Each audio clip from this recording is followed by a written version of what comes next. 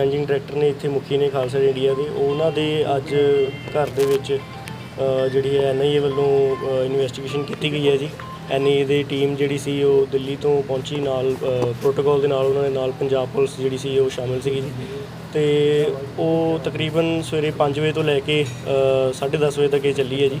ਅਤੇ ਮੀਨਵਾਈਲ ਜਦੋਂ ਸਾਨੂੰ ਇਨਫੋਰਮੇਸ਼ਨ ਮਿਲੀ ਤਾਂ ਅਸੀਂ ਜਦੋਂ ਪਹੁੰਚੇ ਤਾਂ ਉਹ ਖਾਲਸਾ ਏਡ ਆਫਿਸ ਵੀ ਵਿਜ਼ਿਟ ਕੀਤੀ ਉਹਨਾਂ ਨੇ, ਖਾਲਸਾ ਏਡ ਆਫਿਸ ਵੀ ਵਿਜ਼ਿਟ ਕਰਕੇ ਗਏ। ਅਤੇ ਉਸ ਤੋਂ ਬਾਅਦ ਉਹਦਾ ਰੀਜ਼ਨ ਕੀ ਸੀਗਾ, ਉਹਨਾਂ ਦਾ ਕੀ ਪ੍ਰੋਟੋਕੋਲ ਸੀ, ਕੀ ਇਨਵੈਸਟੀਗੇਸ਼ਨ ਦੇ ਕਾਰਨ ਸੀ, ਕਿਉਂਕਿ ਜੋ ਖਾਲਸਾ ਏਡ ਨਿਰੰਤਰ ਸੇਵਾਵਾਂ ਨਿਭਾ ਰਹੀ ਹੈ ਉਹਦੇ ਚੱਲਦਿਆਂ ਤਾਂ ਇਸ ਨੂੰ ਕੁਝ ਕਿਹਾ ਨਹੀਂ ਜਾ ਸਕਦਾ, ਬਟ ਕੀ ਕਾਰਨ ਨੇ ਉਹਦੇ ਬਾਰੇ ਅਮਰਪ੍ਰੀਤ ਸਿੰਘ ਜੀ ਜਿਹੜੇ ਨੇ ਜਿਨ੍ਹਾਂ ਤੋਂ ਇਨਵੈਸਟੀਗੇਸ਼ਨ ਹੋਈ ਹੈ ਸਾਰੇ ਪਰਿਵਾਰ ਤੋਂ, ਉਹ ਇਹਦੇ ਬਾਰੇ ਅੱਗੇ ਬਿਆਨ ਦੇਣਗੇ ਜੀ। ਚੱਲਦੇ ਹੋਏ ਜੋ ਚੱਲਦੇ ਸਮੇਂ ਅੱਗੇ ਬਿਆਨ ਆਉਣਗੇ ਉਹ ਇਸ ਵੇਲੇ ਉਹਨਾਂ ਦੀ ਜੋ ਸਟੇਟ ਆਫ ਮਾਈਂਡ ਉਹ ਨਹੀਂ ਦੇ ਸਕਦੇ ਜੀ, ਕਿਉਂਕਿ ਸਵੇਰੇ 5 ਵਜੇ ਤੋਂ ਲੈ ਕੇ 10:30 ਵਜੇ ਤੱਕ ਇਨਵੈਸਟੀਗੇਸ਼ਨ ਚੱਲੀ ਹੈ। ਥੋੜ੍ਹੀ ਦੇਰ ਤੱਕ ਹੋਰ ਜੋ ਵੀ ਇਨਫੋਰਮੇਸ਼ਨ ਹੋਊਗੀ ਸੰਗਤ ਨਾਲ ਸਾਂਝੀ ਕੀਤੀ ਜਾਊਗੀ ਜੀ। ਇਹ ਖਾਲਸਾ ਏਡ ਦੇ ਵਾਸਤੇ ਰੇਡ ਕੀਤੀ ਗਈ ਸੀ ਜਾਂ ਜਿਵੇਂ ਅਮਰਪ੍ਰੀਤ ਜੀ ਤੋਂ ਕੋਈ ਪਰਸਨਲੀ ਉਹਨਾਂ ਤੋਂ ਇਨਵੈਸਟੀਗੇਸ਼ਨ ਵਿੱਚ ਇਹ ਖਾਲਸਾ ਰਿਲੇਟਡ ਹੀ ਹੈ। ਬਾਕੀ ਜਿਹੜੀ ਵੀ ਇਨਫੋਰਮੇਸ਼ਨ ਹੈ, ਕੀ ਰੀਜ਼ਨ ਸੀ ਕੀ ਨਹੀਂ ਸੀਗਾ, ਉਹ ਸਾਰੀ ਇਨਫੋਰਮੇਸ਼ਨ ਜਿਹੜੀ ਹੈ ਉਹ ਬਾਅਦ ਸੰਗਤ ਨਾਲ ਅਮਰਪ੍ਰੀਤ ਸਿੰਘ ਜੀ ਖੁਦ ਸਾਂਝੀ ਕਰ ਰਹੇ। ਪਲੇਸ ਆਫ ਰੇਡਸ ਤਾਂ ਪਟਿਆਲੇ ਦੇ ਵਿੱਚ ਜੀ ਅਮਰਪ੍ਰੀਤ ਸਿੰਘ ਜੀ ਦੇ ਘਰ ਵਿਖੇ, ਤੇ ਖਾਲਸਾ ਏਡ ਦਾ ਆਫਿਸ ਪਟਿਆਲੇ, ਉੱਥੇ ਰਿਸ਼ੀ ਕਲੋਨੀ ਉੱਥੇ ਹੋਇਆ। ਲੈ ਕੇ ਵੀ ਗਏ ਨੇ ਜੀ ਕੋਈ ਬੈਂਕ ਡਿਟੇਲ ਵਗੈਰਾ? ਨਹੀਂ ਜੀ, ਹਜੇ ਕੋਈ ਇਦਾਂ ਦੀ ਕੋਈ ਇਨਫੋਰਮੇਸ਼ਨ ਨਹੀਂ ਹੈ ਜੀ ਸਾਨੂੰ। ਆਫਿਸ ਵਿੱਚੋਂ ਕੋਈ ਕਾਗਜ਼ ਲਿਖੇ? ਨਹੀਂ ਜੀ, ਹਜੇ ਕੋਈ ਇਨਫੋਰਮੇਸ਼ਨ ਇਹਦੇ ਨਹੀਂ ਜੀ। ਅਮਰਪ੍ਰੀਤ ਸਿੰਘ ਜੀ ਜਿਹੜੀ ਹੈ ਇਹਦੇ ਬਾਰੇ ਇਨਫੋਰਮੇਸ਼ਨ ਸ਼ੇਅਰ ਕਰਾਂਗੇ। ਜਿਹੜੇ ਅਰਲੀ ਮਾਰਨਿੰਗ ਤਕਰੀਬਨ 5:08 ਦੇ ਉੱਤੇ NIA ਦੀ ਟੀਮ ਦੇ ਵੱਲੋਂ ਅਤੇ ਕੁਝ ਪੰਜਾਬ ਪੁਲਿਸ ਦੀ ਜੋ ਉਹਨਾਂ ਦਾ ਪ੍ਰੋਟੋਕੋਲ ਹੈ ਉਹਨਾਂ ਦੇ ਵੱਲੋਂ ਅੱਜ ਮੇਰੇ ਘਰੇ ਰੇਡ ਕੀਤੀ ਗਈ ਹੈ। ਸੋ ਇਹ ਰੇਡ ਤਕਰੀਬਨ ਇਨਵੈਸਟੀਗੇਸ਼ਨ ਉਹਨਾਂ ਦੀ 5 ਘੰਟੇ ਤਕਰੀਬਨ ਚੱਲੀ ਹੈ, ਔਰ ਆਈ ਥਿੰਕ 9:30-10 ਵਜੇ ਦੇ ਕਰੀਬ ਉਹਨਾਂ ਨੇ ਕਨਕਲੂਡ ਕੀਤੀ ਹੈ। ਔਰ ਕਨਕਲੂਡ ਕਰਨ ਦੇ ਦੌਰਾਨ 5 ਘੰਟੇ ਦੇ ਦੌਰਾਨ ਉਹਨਾਂ ਨੇ ਆਫਿਸ ਦੇ ਵਿਚਕਾਰ ਵੀ ਵਿਜ਼ਿਟ ਕੀਤੀ ਹੈ, ਔਰ ਆਫਿਸ ਦੇ ਵਿਚਕਾਰ ਵੀ ਡਾਕੂਮੈਂਟੇਸ਼ਨ ਚੈੱਕ ਕੀਤੀ ਹੈ, ਔਰ ਕੁਝ ਦਸਤਾਵੇਜ਼ ਨੇ ਉਹ ਜਿਹੜੇ ਉਹ ਨਾਲ ਲੈ ਕੇ ਗਏ ਨੇ। ਸਵਾਲ ਜਵਾਬ ਕੁਝ ਕਿਸ ਤਰੀਕੇ ਦੇ? ਦੇਖੋ ਬੇਸਿਕਲੀ ਉਹਨਾਂ ਦਾ ਸਵਾਲ ਜਵਾਬ ਸੀਗੇ ਵੀ ਕੋਈ ਖਾਲਸਾ ਏਡ ਕੋਈ ਐਂਟੀ ਨੈਸ਼ਨਲ ਐਕਟੀਵਿਟੀਜ਼ ਤਾਂ ਨਹੀਂ ਕਰ ਰਹੀ। ਸੋ ਮੈਂ ਜਦੋਂ ਸਵੇਰੇ ਅਰਲੀ ਮਾਰਨਿੰਗ ਉਹਨਾਂ ਨੇ ਘਰੇ ਐਂਟਰ ਕੀਤਾ ਤਾਂ ਓਬਵੀਅਸ ਜੀ ਗੱਲ ਹੈ ਕਿ 5 ਵਜੇ ਅਸੀਂ ਸੋ ਰਹੇ ਸੀ, ਕਿਉਂਕਿ ਰਾਤ ਨੂੰ 1-2 ਵੱਜ ਰਹੇ ਨੇ, ਕਿਉਂਕਿ ਅੱਜ ਪੰਜਾਬ ਦੇ ਵਿਚਕਾਰ ਅਤੇ ਹਰਿਆਣੇ ਦੇ ਵਿਚਕਾਰ ਜੋ ਹੜ੍ਹਾਂ ਦੀ ਸਿਚੁਏਸ਼ਨ ਹੈ ਉਸਦੇ ਕਰਕੇ ਅਸੀਂ ਬਹੁਤ ਬਿਜ਼ੀ ਚੱਲ ਰਹੇ ਹਾਂ, ਔਰ ਸਾਰਿਆਂ ਨੂੰ ਇਹ ਭਲੀ ਭਾਂਤੀ ਸਾਰੇ ਜਾਣੂ ਨੇ ਇਸ ਗੱਲ ਤੋਂ। ਪਰ ਮਤਲਬ 5 ਵਜੇ ਉਹਨਾਂ ਦਾ ਪਹੁੰਚਣਾ, ਔਰ ਉਸ ਤੋਂ ਬਾਅਦ ਇਸ ਟਾਈਮ ਦੇ ਉੱਤੇ ਪਹੁੰਚਣਾ ਜਦੋਂ ਸਾਰੀ ਟੀਮਾਂ ਸਾਡੀਆਂ ਮਤਲਬ ਕਿੰਨੇ ਸੈਂਕੜੇ ਵੋਲੰਟੀਅਰ ਸਾਡੇ ਇਸ ਟਾਈਮ ਗਰਾਊਂਡ ਜ਼ੀਰੋ ਦੇ ਉੱਤੇ ਲੱਗੇ ਹੋਏ ਨੇ।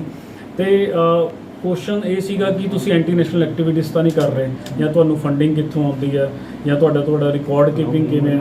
ਸੋ ਇਸ ਦੇ ਆਲੇ ਦੁਆਲੇ ਤੁਹਾਡੀ ਟੀਮਸ ਕੌਣ ਨੇ, ਤੁਹਾਡੇ ਨਾਲ ਕੌਣ ਜੁੜੇ ਹੋਏ ਨੇ ਲੋਕ, ਕਿਹੜੇ ਤੁਹਾਨੂੰ ਮੇਨ ਜਿਹੜੇ ਤੁਹਾਡੇ ਮੇਜਰ ਜਿਹੜੇ ਡੋਨਰਸ ਨੇ ਉਹ ਕੌਣ ਨੇ। ਸੋ ਅਸੀਂ ਓਬਵੀਅਸਲੀ ਅਸੀਂ ਵੈਸੇ ਹੀ ਸੰਗਤ ਨੂੰ ਟਾਈਮ ਟੂ ਟਾਈਮ ਹਰ ਇੱਕ ਗੱਲ ਦਾ ਜਿਹੜਾ ਟਰਾਂਸਪੇਰੈਂਸੀ ਰੱਖਦੇ ਹਾਂ, ਬਿਲਕੁਲ ਬਲੈਕ ਐਂਡ ਵਾਈਟ ਚੱਲਦੇ ਹਾਂ। ਪਰ ਜੋ ਵੀ ਉਹਨਾਂ ਦੇ ਕੁਐਰੀ ਸੀਗੀਆਂ ਮੈਂ ਹਰ ਇੱਕ ਜੋ ਜਵਾਬ ਮੇਰੇ ਕੋਲੇ ਸੀਗੇ ਮੈਂ ਸਾਰੇ ਜਵਾਬ ਦਿੱਤੇ ਨੇ। ਅਤੇ ਪਰ ਫਿਰ ਵੀ ਉਹਨਾਂ ਨੇ ਮੈਨੂੰ ਕੀ ਕਹਿੰਦੇ ਨੇ 3 ਤਰੀਕ ਪਰਸੋਂ ਨੂੰ ਜਿਹੜਾ ਕਿ NIA ਦੇ ਆਫਿਸ ਦਿੱਲੀ ਦੇ ਵਿੱਚ ਘਰ ਬੁਲਾਇਆ ਗਿਆ। ਇਹ ਜਿਹੜੇ ਸਵਾਲ ਸੀਗੇ ਤੁਹਾਡੇ ਪਰਸਨਲ ਰਿਲੇਟਡ ਜ਼ਿਆਦਾ ਸੀਗੇ, ਖਾਲਸਾ ਏਡ ਨਾਲ ਜ਼ਿਆਦਾ ਕਿਸਾਨ ਸੀ? ਨਹੀਂ, ਮੈਂ ਅਮਰਪ੍ਰੀਤ ਇਕੱਲਾ ਤਾਂ ਹੈ ਹੀ ਨਹੀਂ ਜਿਹਨਾਂ ਨੇ ਕੁਛ, ਜੇ ਅੱਜ ਖਾਲਸਾ ਏਡ ਇੰਡੀਆ ਦੇ ਵਿੱਚ ਘਰ ਚੱਲ ਰਹੀ ਹੈ। ਸੋ ਮੇਰਾ ਮਤਲਬ ਪੂਰੀ ਲਾਈਫ ਹੀ ਖਾਲਸਾ ਏਡ ਨੂੰ ਡੈਡੀਕੇਟਿਡ ਆ। ਸੋ ਮੈਂ ਪ੍ਰੋਫੈਸ਼ਨਲੀ ਪਾਇਲਟ ਹਾਂ, ਬਟ ਮੈਂ ਸਾਰਿਆਂ ਨੂੰ ਪਬਲਿਕਲੀ ਔਰ ਮੀਡੀਆ ਦੇ ਉੱਤੇ ਵੀ ਬਹੁਤ ਵਾਰ ਇੰਟਰਵਿਊਜ਼ ਕੀਤੀਆਂ ਕਿ ਮੈਂ ਫੁੱਲ ਟਾਈਮ ਅਗਰ ਖਾਲਸਾ ਏਡ ਨੂੰ ਡਿਵੈਲਪ ਕਰ ਰਹੇ ਹਾਂ ਔਰ ਇਸ ਨੂੰ ਗਰੋ ਕਰ ਰਹੇ ਹਾਂ। ਸੋ ਫਰੋਮ ਦਾ 2014 ਅਸੀਂ ਇਸ ਚੀਜ਼ ਨੂੰ ਖਾਲਸਾ ਏਡ ਨੂੰ ਡਿਵੈਲਪ ਹੀ ਕੀਤਾ, ਔਰ ਅੱਜ ਅਗਰ ਲੋਕਾਂ ਦੇ ਵਿਚਕਾਰ ਉਹ ਪਹਿਚਾਣ ਬਣੀ ਹੈ। ਸੋ ਇਸ 'ਚ ਅਮਰਪ੍ਰੀਤ ਇੰਡੀਵਿਜੂਅਲ ਲੈਵਲ 'ਤੇ ਕੁਛ ਨਹੀਂ ਹੈ। ਜੇ ਫੰਡਿੰਗ ਨੂੰ ਲੈ ਕੇ ਸਵਾਲ ਹੈ, ਅਮਰਪ੍ਰੀਤ ਨੂੰ ਤਾਂ ਕੋਈ ਨਹੀਂ ਫੰਡਿੰਗ ਕਰ ਰਿਹਾ। ਅਮਰਪ੍ਰੀਤ ਨੂੰ ਕੋਈ ਪਰਸਨਲੀ ਜਾਂ ਕੋਈ ਫੰਡਿੰਗ ਕਰ ਰਿਹਾ ਤਾਂ ਅਮਰਪ੍ਰੀਤ ਦੇ ਸਵਾਲ ਨੇ। ਸਵਾਲ ਸਾਰੇ ਖਾਲਸਾ ਏਡ ਦੇ ਰਿਲੇਟਡ ਸੀ, ਔਰ ਉਹਨਾਂ ਨੇ ਖਾਲਸਾ ਏਡ ਦੇ ਵੀ ਅਕਾਊਂਟਸ ਜਾਂ ਕੁਝ ਸਟੇਟਮੈਂਟਸ ਉਹ ਸਾਰਾ ਕੁਝ ਉਹਨਾਂ ਨੇ ਮੈਨੂੰ ਇੱਕ ਲਿਸਟ ਦਿੱਤੀ ਹੈ।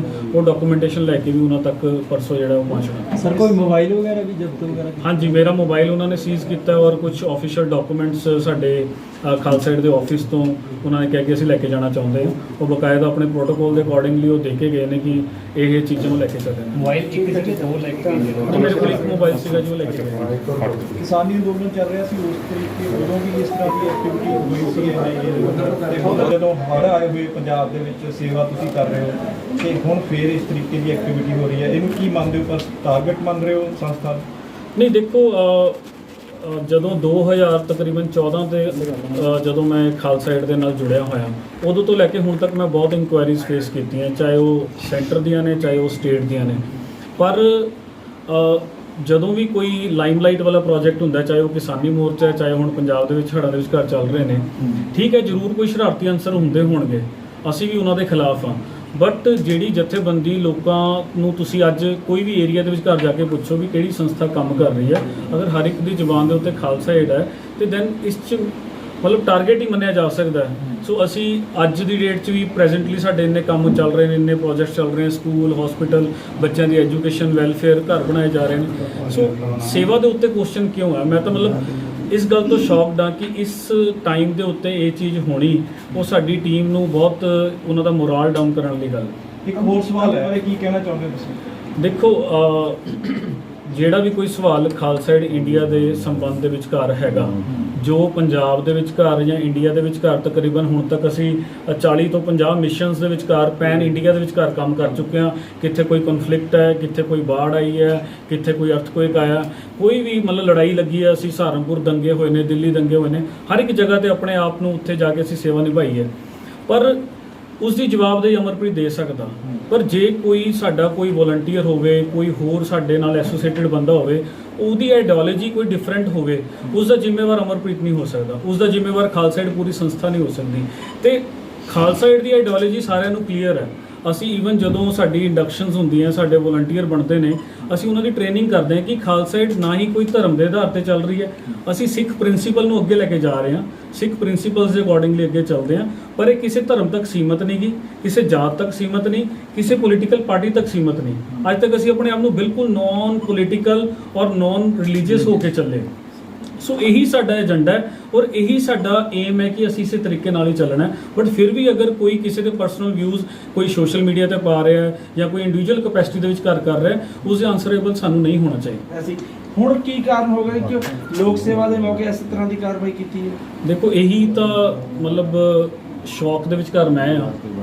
ਅੱਜ ਕੁਦਰਤੀ ਮੇਰਾ ਜਨਮ ਦਿਨ ਵਾਲਾ ਦਿਨ ਹੈ, ਠੀਕ ਹੈ। ਮੇਰੇ ਘਰੇ ਸਵੇਰੇ ਆ ਕੇ ਇੱਕਦਮ ਨੌਕ ਕੀਤਾ। ਪਹਿਲਾਂ ਤਾਂ ਮੈਂ ਇਹੀ ਸਰਪ੍ਰਾਈਜ਼ ਸੀਗਾ ਕਿ ਸ਼ਾਇਦ ਕੋਈ ਮੇਰੇ ਦੋਸਤ ਮਿੱਤਰ ਸਰਪ੍ਰਾਈਜ਼ ਦੇਣ ਆਇਆ, ਬਟ ਜਦੋਂ ਮੈਂ ਦਰਵਾਜ਼ਾ ਖੋਲ੍ਹ ਕੇ ਦੇਖਿਆ ਤਾਂ 15-16 ਜਣੇ ਪੁਲਿਸ ਵਾਲੇ ਨਾਲ NIA ਦੇ ਸਟਾਫ ਸਾਰੇ ਰੇਡ ਮਾਰਨ ਆਏ ਔਰ ਹੱਥ 'ਚ ਹੱਥਕੜੀਆਂ ਫੜੀਆਂ ਹੋਈਆਂ ਜਿਵੇਂ ਅਸੀਂ ਕੋਈ ਕ੍ਰਾਈਮ ਕਰ ਰਹੇ ਹਾਂ ਔਰ ਇਦਾਂ ਦੀ ਕੁਐਸਚਨਿੰਗ ਆ ਕੇ ਉਹਨਾਂ ਨੇ ਪੁੱਛੀ। ਸੋ ਇਹ ਹਰਟ ਕਰਦੀਆਂ ਸਾਨੂੰ ਚੀਜ਼ਾਂ ਕਿ ਸਾਡੇ ਵਰਗਾ ਯੂਥ, ਸਾਡੇ ਵਰਗੇ ਹੋਰ ਨਾਲ ਹਜ਼ਾਰਾਂ ਵੋਲੰਟੀਅਰ ਜੁੜੇ ਨੇ ਪੰਜਾਬ ਦੇ ਵਿੱਚ। ਘਰ ਵੀ ਅਗਰ ਮੈਂ ਕਰਾਂ ਕਿ 10-20 ਹਜ਼ਾਰ ਵੋਲੰਟੀਅਰ ਸਾਡੇ ਕੋਲੇ ਮਤਲਬ ਨਾਲ ਜੁੜਿਆ ਹੋਇਆ। ਅਗਰ ਤੁਸੀਂ ਇਸ ਤਰੀਕੇ ਨਾਲ ਉਹਨਾਂ ਦਾ ਮੋਰਲ ਡਾਊਨ ਕਰਨਾ ਹੈ ਕਿ ਉਹ ਆਪਣੀ ਸਮਾਜ ਦੀ ਸੇਵਾ ਹੀ ਨਾ ਕਰ ਸਕਣ ਜਾਂ ਉਹ ਇੰਨੇ ਕੁ ਡਰ ਜਾਣ ਕਿ ਦਹਿਸ਼ਤ ਫੈਲ ਜੇ ਉਹਨਾਂ ਦੇ ਵਿੱਚ ਘਰ। ਅੱਜ ਸਵੇਰ ਦੇ ਸਾਰੇ ਵੋਲੰਟੀਅਰਸ ਦੀਆਂ ਮੈਨੂੰ ਟਰਾਈ ਕਰ ਰਹੇ ਨੇ ਫੋਨ ਕਰਨ ਦੀ, ਮੇਰੇ ਤੱਕ ਰੀਚ ਆਊਟ ਕਰ ਰਹੇ ਨੇ, ਨਾਲ ਦੇ ਮਿੱਤਰਾਂ ਨੂੰ ਫੋਨ ਕਰ ਰਹੇ ਕਿ ਇਹ ਹੋ ਕੀ ਰਿਹਾ। ਇੱਕ ਪਾਸੇ ਸਾਡੇ ਮਿਸ਼ਨ ਚੱਲ ਰਹੇ, ਅੱਜ ਵੀ ਪੰਜਾਬ ਹਰਿਆਣੇ ਵਿੱਚ ਘਰ ਸਾਡੇ 18 ਤੋਂ 20 ਲੋਕੇਸ਼ਨਸ ਦੇ ਉੱਤੇ ਪ੍ਰੋਜੈਕਟ ਚੱਲ ਰਹੇ, ਅਲੱਗ-ਅਲੱਗ ਜ਼ਿਲ੍ਹਿਆਂ 'ਚ ਕੰਮ ਚੱਲ ਰਹੇ। ਔਰ ਜਿਹੜਾ ਸਵਾਲ ਤੁਸੀਂ ਕੀਤਾ, ਅਸੀਂ ਆਪ ਸ਼ੌਕਡ ਹਾਂ ਭਾਈ ਸਾਹਿਬ ਇਸ ਤੋਂ। ਸਾਨੂੰ ਆਪ ਹੀ ਨਹੀਂ ਸਮਝ ਆ ਰਿਹਾ ਕਿ ਹੋ ਕੀ ਰਿਹਾ ਸਾਡੇ ਨਾਲ। ਮੇਰੇ ਕੋਲ ਮੇਰਾ ਫੋਨ ਹੀ ਨਹੀਂ ਹੈਗਾ ਜੀ, ਸੋ ਇਸ ਕਰਕੇ ਮੈਂ ਹਜੇ ਤੱਕ ਤਾਂ ਮਤਲਬ ਉਸ ਸ਼ੌਕ ਦੇ ਵਿੱਚ ਘਰ ਸੀ। ਪਹਿਲਾਂ ਵੀ ਮੀਡੀਆ ਵਾਲੇ ਗੁਰਪ੍ਰੀਤ ਸਿੰਘ ਨਾਲ ਹੋਰ ਸਾਡੇ ਸਟਾਫ ਨਾਲ ਕੰਟੈਕਟ ਕਰਨ ਦੀ ਕੋਸ਼ਿਸ਼ ਕਰ ਰਹੇ ਸੀ। ਸੋ ਮੈਂ ਪਰਸਨਲੀ ਇਸ ਚੀਜ਼ ਨੂੰ ਪਹਿਲਾਂ ਐਡਰੈਸ ਕਰਨਾ ਚਾਹੁੰਦਾ ਸੀ ਕਿ ਸਾਡੇ ਨਾਲ ਹੋਇਆ ਕੀ ਹੈ, ਕਿਉਂਕਿ ਹਰ ਇੱਕ ਦੇ ਫੋਨ ਕਾਲ ਸਟਾਫ ਨੂੰ, ਵੋਲੰਟੀਅਰਸ ਨੂੰ, ਹਰ ਇੱਕ ਸਟਾਫੀਆਂ ਬੱਚੇ ਕੰਮ ਕਰਦੇ ਨੇ। ਸੋ ਜਿਹੜੇ ਵੋਲੰਟੀਅਰ ਕਰਨ ਲਈ ਪਰਿਵਾਰ ਆਉਂਦੇ ਨੇ, ਬੱਚੇ ਆਉਂਦੇ ਨੇ, ਅਸੀਂ ਉਹਨਾਂ ਦੇ ਮਨ 'ਚ ਦਹਿਸ਼ਤ ਨਹੀਂ ਫੈਲਾਉਣਾ ਚਾਹੁੰਦੇ। ਉਹਨਾਂ ਨੂੰ ਇਹ ਨਹੀਂ ਡਰ ਮਹਿਸੂਸ ਹੋਣਾ ਚਾਹੀਦਾ ਕਿ ਉਹ ਕਿਸੇ ਇਹੋ ਜਿਹੀ ਆਰਗੇਨਾਈਜੇਸ਼ਨ ਨਾਲ ਜੁੜੇ ਨੇ ਜਿੱਥੇ ਕਿ ਸਹੀ ਕੰਮ ਨਹੀਂ ਹੋ ਰਿਹਾ। ਸੋ ਇਸ ਕਰਕੇ ਸਭ ਤੋਂ ਪਹਿਲਾਂ ਪਹਿਲ ਦੇ ਆਧਾਰ ਤੇ ਅਸੀਂ ਇਹ ਸੋਚਿਆ ਕਿ ਪਹਿਲਾਂ ਪ੍ਰੈਸ ਕਾਨਫਰੰਸ ਕੀਤੀ ਜਾਏ। ਇਹ ਸਵਾਲ ਜਵਾਬ ਤੁਹਾਨੂੰ ਹੋਏ ਕਿ ਪਰਿਵਾਰਕ ਮੈਂਬਰਾਂ ਨੂੰ ਕੋਈ ਸਵਾਲ ਜਵਾਬ ਕੀਤਾ ਉਹਨਾਂ ਨੇ? ਨਹੀਂ, ਬਿਲਕੁਲ ਜੀ। ਉਹਨਾਂ ਦਾ ਜੋ ਉਹਨਾਂ ਦਾ ਪ੍ਰੋਟੋਕਾਲ ਸੀ ਜਾਂ ਜੋ ਉਹਨਾਂ ਦਾ ਪ੍ਰੋਸੀਜਰ ਹੁੰਦਾ, ਕਿਉਂਕਿ ਮੈਂ ਪਹਿਲਾਂ ਵੀ ਇਹ ਗੱਲ ਦੱਸੀ ਹੈ ਕਿ ਬਹੁਤ ਇਨਕੁਆਇਰੀਜ਼ ਹੋਈਆਂ। ਹਰ ਵਾਰ ਅਸੀਂ ਕੋਆਪਰੇਟ ਕੀਤਾ ਕਿ ਤੁਸੀਂ ਸਾਨੂੰ ਸੱਦੋ, ਅਸੀਂ ਤੁਹਾਡੇ ਕੋਲ ਆਵਾਂਗੇ। ਕਿਸਾਨੀ ਮੋਰਚੇ ਵੇਲੇ ਵੀ ਇਹ ਗੱਲ ਹੋਈ ਹੈ ਕਿ ਸਾਨੂੰ NIA ਦੇ ਨੋਟਿਸਿਸ ਦਿੱਤੇ ਗਏ, ਮੈਨੂੰ ਦਿੱਤਾ, ਗੁਰਪ੍ਰੀਤ ਨੂੰ ਆਇਆ, ਸਾਡੇ ਹੋਰ ਬੰਦਿਆਂ ਨੂੰ ਆਇਆ, ਔਰ ਸਾਡੇ ਬੰਦੇ ਉੱਥੇ ਗਏ ਵੀ। ਅਸੀਂ ਜੋ ਉਹਨਾਂ ਦੀ ਇਨਕੁਆਇਰੀ ਸੀਗੀਆਂ ਅਸੀਂ ਪੂਰੀਆਂ ਕੀਤੀਆਂ। ਪਰ ਇਸ ਤਰੀਕੇ ਦੇ ਨਾਲ ਆ ਕੇ ਘਰਾਂ ਦੀ ਫਰੋਲਾ ਫਰਾਲੀ ਕਰਨੀ, ਸਾਰਾ ਸਮਾਨ ਉਥਲ-ਪੁਥਲ ਕਰਨਾ, ਚਾਹੇ ਉਹਨਾਂ ਨੇ ਸਾਰਾ ਕੁਝ ਡਾਕੂਮੈਂਟਡ ਕੀਤਾ ਕਿ ਅਸੀਂ ਆਹ ਚੈੱਕ ਕਰਨਾ ਚਾਹੁੰਦੇ ਹਾਂ, ਬਟ ਫੈਮਿਲੀ ਹੈ, ਮੇਰਾ ਛੋਟਾ ਬੱਚਾ ਹੈ, ਉਹ ਸੁੱਤਾ ਹੋਇਆ ਸੀ ਬੈੱਡ ਦੇ ਉੱਤੇ, ਸਵੇਰੇ 5:30-6 ਵਜੇ ਦੀ ਗੱਲ ਹੈ। ਔਰ ਇਨਵੈਸਟੀਗੇਸ਼ਨ ਦੌਰਾਨ ਕਹਿੰਦੇ ਇਹਨੂੰ ਉੱਠ ਕੇ ਬਾਹਰਲੇ ਬੈੱਡ ਤੇ ਪਾਓ, ਅਸੀਂ ਬੈੱਡ ਦੇ ਬਾਕਸ ਖੋਲ੍ਹ ਕੇ ਚੈੱਕ ਕਰਨੇ।